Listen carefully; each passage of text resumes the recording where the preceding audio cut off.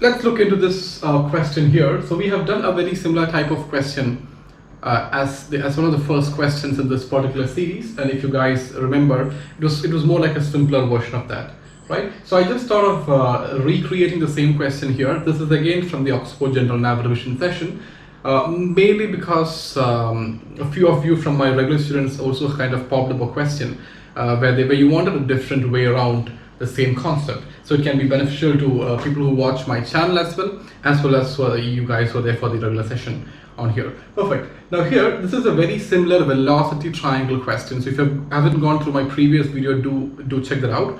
And I have kind of explained pretty much in detail how to construct a velocity triangle using the specifics of the question, right? So in this question, you have the required course, which is 045 degrees true. And if you remember, I did mention that in foreign textbooks like Oxford, the required track or the planned track is more likely mentioned as a course. So this is nothing but the planned track of 045 degrees true. Wind 190 at 30, flight level 55 at ISA conditions. We have a variation of 15 degrees west, calibrated airspeed of 120 knots. Let's do something. You can take some time. I'll give you 2 minutes. You can work it through and then we'll do it together. If you're watching this video, you can take a pause and then you can get along with me.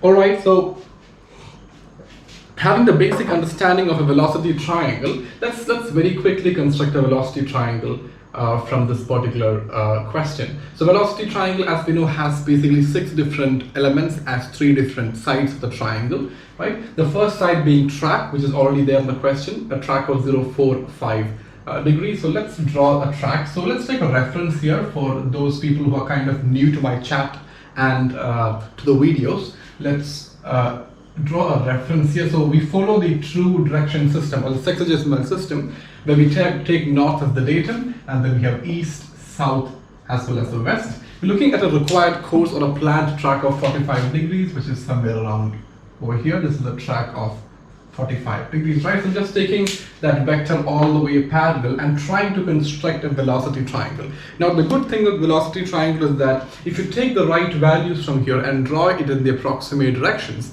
then your velocity triangle will make a lot more sense.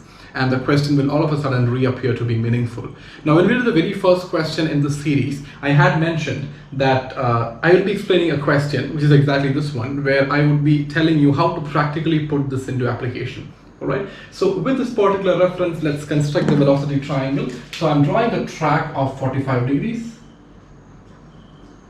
So track is actually a vector with 2 different arrows. This is the track. Right. What goes in line with the track is the ground speed, but that is what is asked in the question. So we'll again navigate through your CX3 and kind of find that out. Wind vectors given. Wind direction is 190. The wind is more like southerly wind, which is coming around 180. It's 190 at 30 knots. So let's draw the wind vector here. So it's 190 is more likely a direction from here. Wind is represented by an arrow with aligned with three different arrows, right? So this is 190 and the magnitude is 30. So let's construct that. Now we'll take the vectors from here all the way straight and kind of place here at the tip of the track. Therefore, the wind is coming from this direction at 30 knots.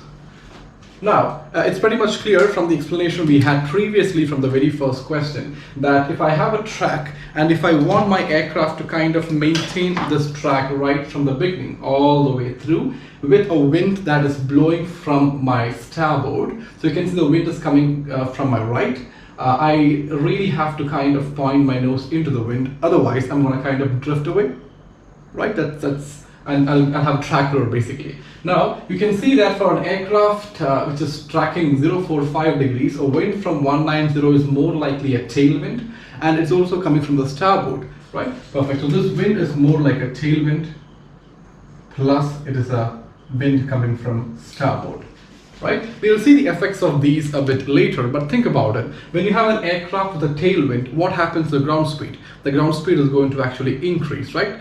In nil wind conditions, your ground speed is simply equal to true airspeed.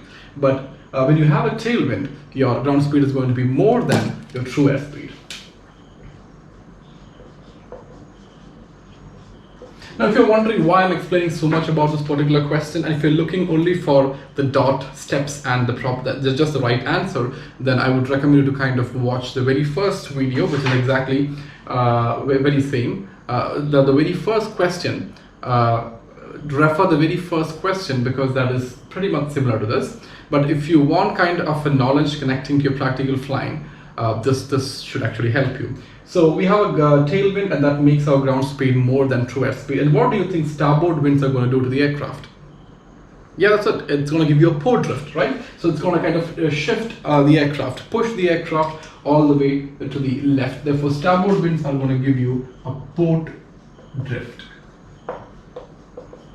Right? So let's see how far this is going to be correct, right? So what the meaning of port drift is that you have your track more to the left of your heading, right? So basically, if I don't want to drift, I need to have my aircraft placed into the wind, and since the wind is coming from this direction, I have to point my aircraft into the wind, which means the aircraft should be somewhere in this orientation right here, right? So this is the heading of the aircraft. So the heading is something which you need to find out in the question.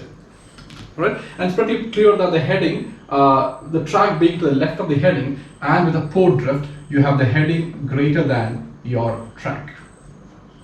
Again, another point. So let's see how far these are practically correct, and how far the answers that you get from this are in line with this concept here.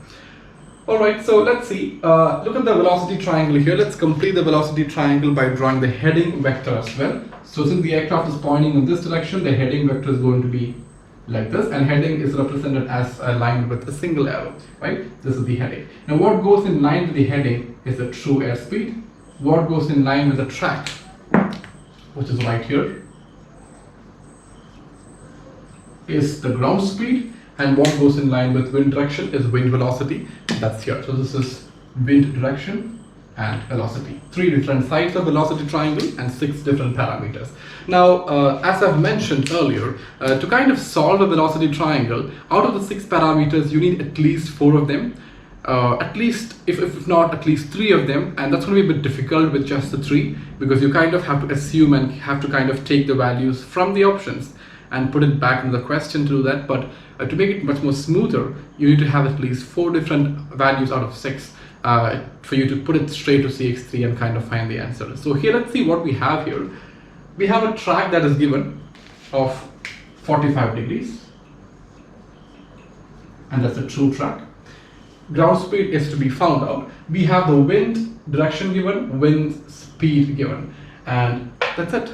We don't have the ground speed, we don't have the true airspeed, and we don't have the heading. So we have 3 out of the 6 parameters. Let's try if we can find the 4th one, which is the true airspeed right here. So we are asked to find out ground speed and magnetic heading.